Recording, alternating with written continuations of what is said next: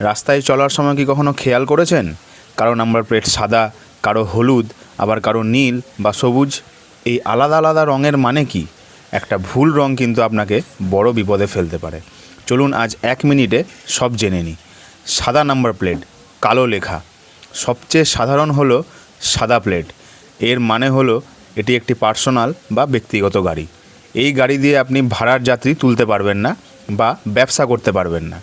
হলুদ number plate, কালো লেখা। যদি নাম্বার প্লেট হলুদ হয় তবে বুঝবেন এটি একটি ক্যারিয়ার বা কমার্শিয়াল গাড়ি, যেমন ট্যাক্সি, বাস বা ট্রাক। এই গাড়িগুলো ভাড়ায় চালানোর অনুমতি থাকে। সবুজ নাম্বার প্লেট, সাদা লেখা। এটি বর্তমানে খুব জনপ্রিয় হচ্ছে। সবুজ মানেই হলো এটি একটি ইলেকট্রিক গাড়ি, ইভি। পরিবেশ বান্ধব এই গাড়িগুলো চেনার একটি সহজ উপায়।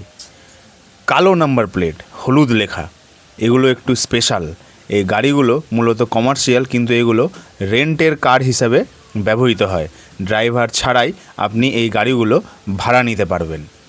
নীল নাম্বার প্লেট, যদি নাম্বার প্লেট নীল দেখেন তবে বুঝবেন এটি কোনো বিদেশি দূতাবাসের গাড়ি, অর্থাৎ ফরেন এম্বাসির গাড়ি। লাল নাম্বার প্লেট, লাল প্লেট মানেই গাড়িটি একদম নতুন এবং এটিতে কেবল টেম্পোরারি বা সাময়িক একটা নাম্বার দেওয়া হয়েছে। স্থায়ী নাম্বার না পাওয়া পর্যন্ত এটি ব্যবহার করা হয়। আর যদি দেখেন নাম্বার প্লেটে কোনো নাম্বার নেই, বরং একটি উপরের দিকে তীর করা আছে, মানে অ্যারো টাইপের করা আছে, তবে বুঝবেন এটি আমাদের সেনাবাহিনীর গাড়ি, মানে মিলিটারির গাড়ি।